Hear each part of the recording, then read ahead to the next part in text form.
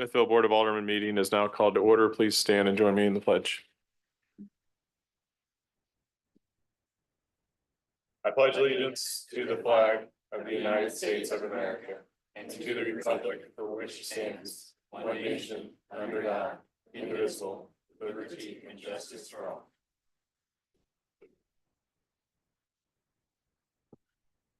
First item on the agenda is the consent agenda. Alderman Atkins. Thank you, Mayor. I move to approve the consent agenda. Thank you. Do I have a second? Harold will second. Any discussion? All those in favor of approving the consent agenda say aye. Aye. All opposed say no. Approved. City Administrator's report, anything to add to the report? Yes, just a couple of things. As you might have seen coming in, we've had a lot of progress with the parking lot behind the senior center. I did want to note that is going to be additional public parking. We anticipate around 46 to 47 parking spots there.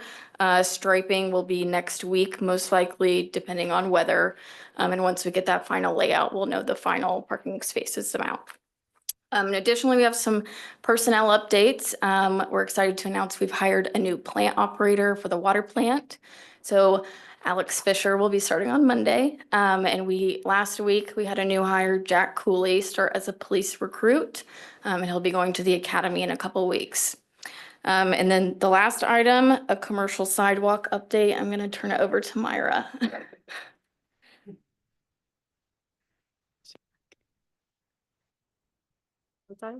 Okay.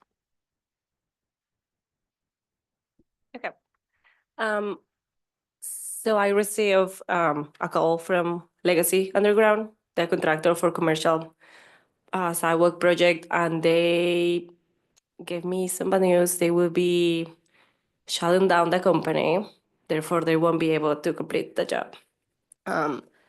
He just sent me an official letter, so it's very official. So this morning I've been in conversations with MoDOT, the bond company, the school, the next low bidder, so that we are preparing for moving for the next steps. We have a meeting tomorrow with the state, with MoDOT and the contractor to see what exactly next steps look like. I can already have an idea of what will happen, but we will define more things tomorrow. So we'll have more updates. I think the priority will be to complete the area of the school. I have requested them if that will be possible, at least, clean things up there. And then maybe the next contractor will complete the work. So yeah, that's some unfortunate news. I'll just give you an update as soon as I know. We'll work it through. Quick question. So Yeah. once we kind of assess where everything's at and you've talked to the stakeholders, will we go out to bid then again? Is that the thought process for that? If the next low bidder was to accept to take over the job at the amount that they submitted their bid a year ago, we could move forward with them, and then the bond company will be responsible for the difference, which will be nice. That will be the ideal situation. They haven't given me an answer yet, so I sent them. It was Amino Brothers, the second lowest bidder. They say they were going to review the information and then they will let me know. I told them I still have more information to give you, right? This is going to be a good type of agreement. And I will contact them in the next couple of days.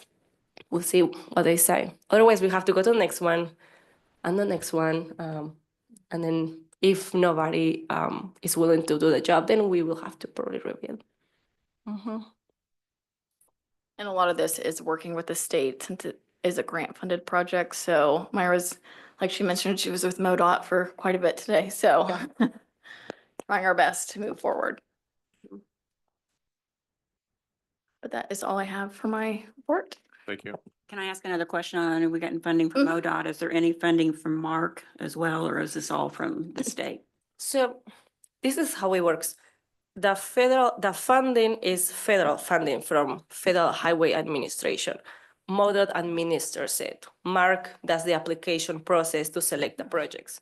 but it's actually MoDOT who is administering the project. So we have to work with, it's like if it was their project, so we have to follow their rules. Mhm. Any other questions? All right, thank you. Next item is number 5, Alderman Atkins. Thank you, Mayor. I move to approve Bill number 3072-25, rezoning property at Second Creek and Loman Road for our second reading. Thank you. Do I have a second? Mayor, I'll second. First public comment, Ms. Hadley.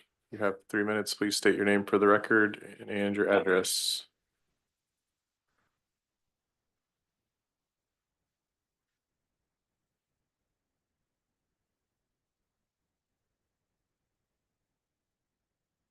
Yes. Cindy Hadley, 520 Second Creek Road. When you think about this development, very dense development in going into our rural area where there is, all the homeowners there have larger lots, large acreage. The, I'll just read what I have.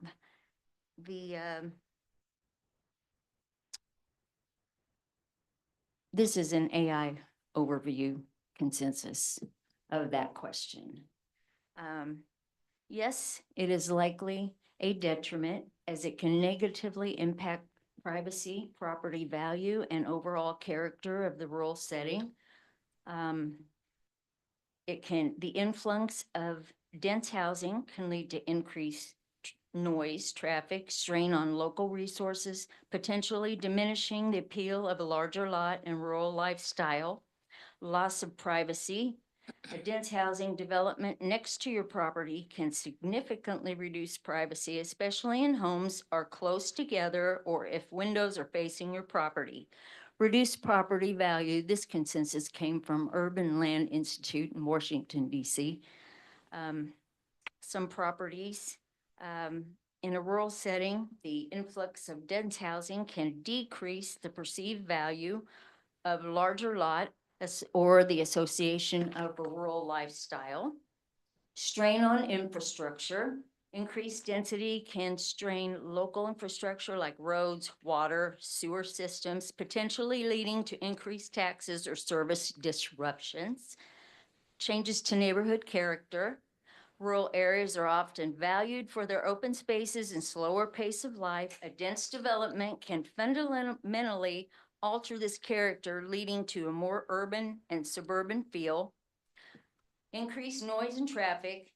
More residents means more vehicles, leading to increased noise, traffic congestion, which can disrupt the peaceful atmosphere of a rural setting.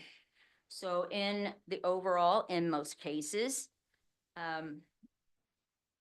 the construction of a dense residential development next to a large rural property is likely to be a detriment, primarily due to loss of privacy, potential decrease in property value, and changes in peaceful rural environment. The overall trend is likely negative. So when you think about what you have wrote in the 2030 comprehensive plan of 2 to 3 houses per acre, maybe getting 150 houses a year, this is not what anybody was expecting. That's fine, thank you. When you have, Ms. Loman?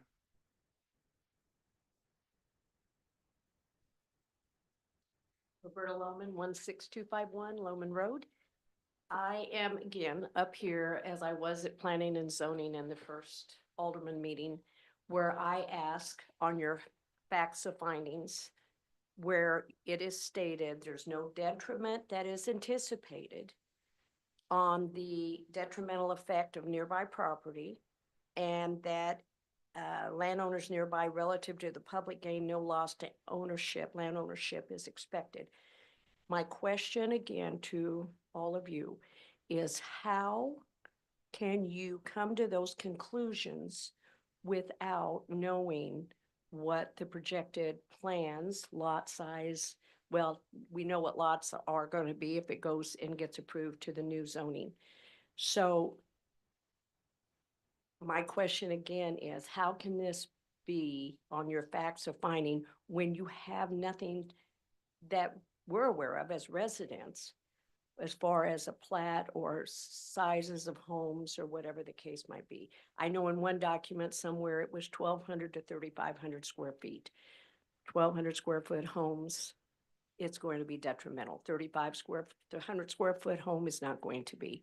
So I'm asking the board to please reconsider before approving this until you all have our facts of finding as residents here.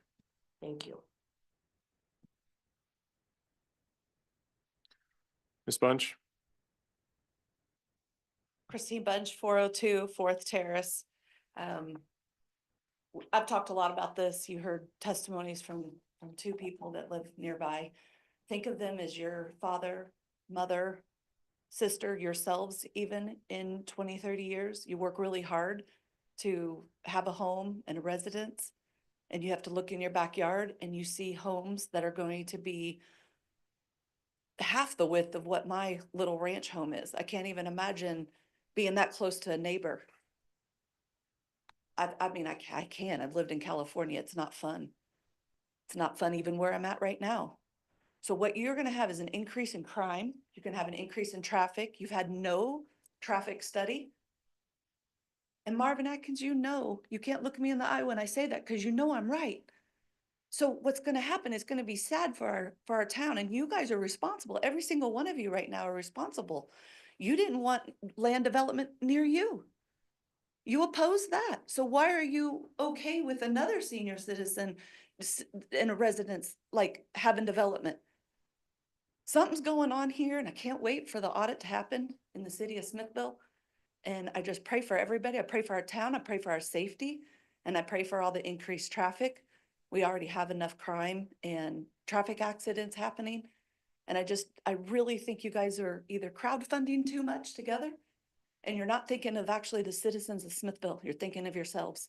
And I just ask you to please get a traffic study, get a crime study. How about building cement houses on a watershed? That's going to be fun.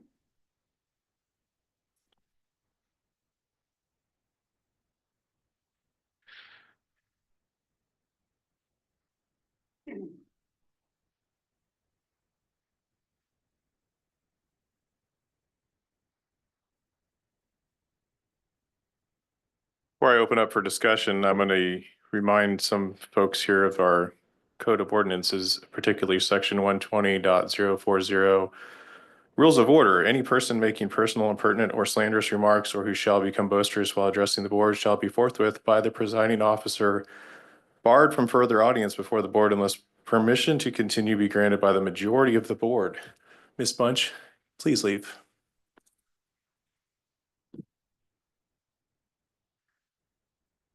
Open up to board discussion. Any discussion? Clerk, please call roll. Alderman Atkins, Aye. Alderman Stone, Aye. Alderman Kibelski, Aye. Alderman Wilson, Alderman Aye. Hartman, Abstain. 4-1 abstain. Motion carries. Please read the bill.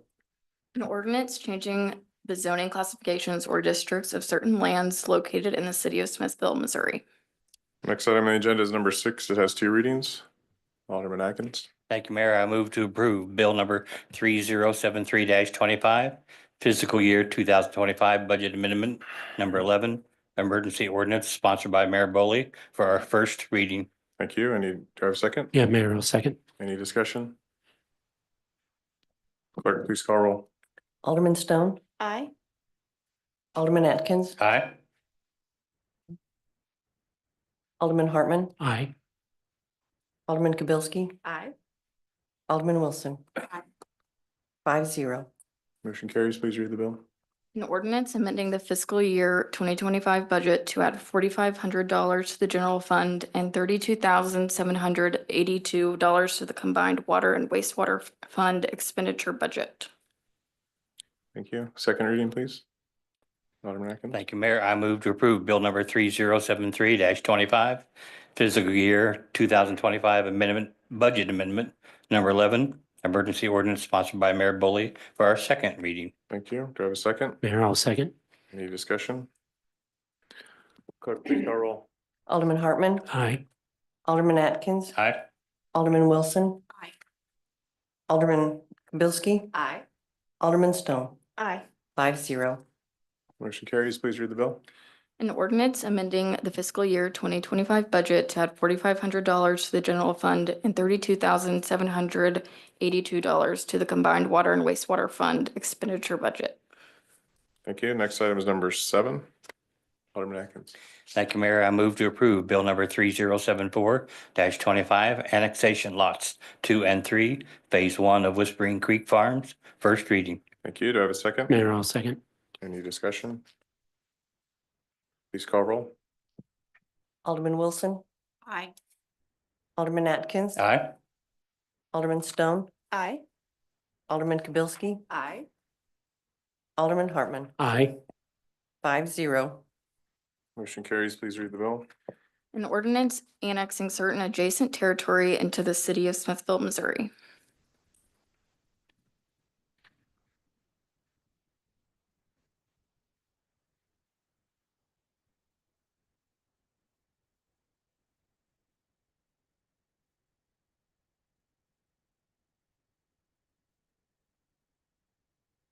Had to find the ones from the consent. They're buried.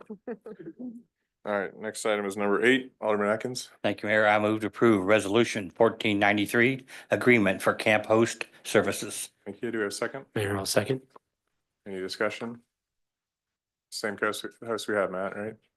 Correct. And Janet and Chris are excited to be back. And just for the board's sake, we are currently at a 51% occupancy rate, which is up almost 11% to date of last year and the highest we've been so far. So a lot of that goes to Janet and Chris and the work they've done and the relationships they've built with the campers.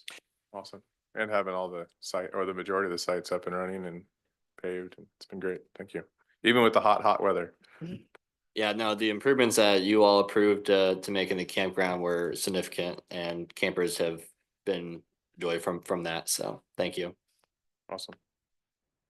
All those in favor of approving resolution 1493, say aye. Aye. All opposed, say no. Motion carries. Next item, number 9. Alderman Atkins. Thank you, Mayor. I move to approve Resolution 1494, agreement with HDR utility review.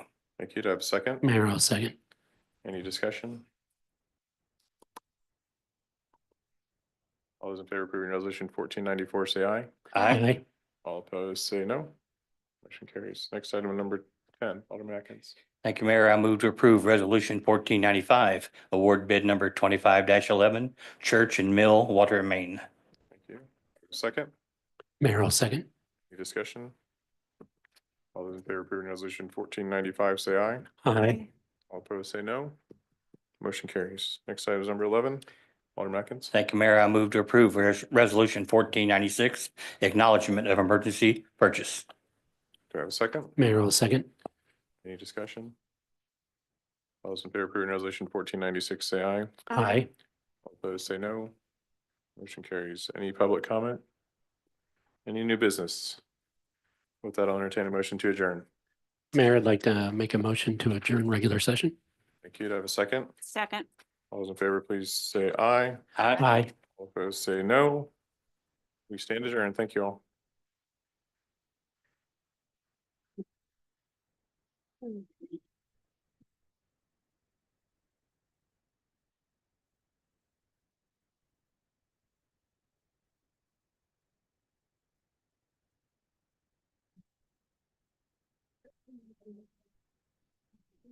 Hey, Chief.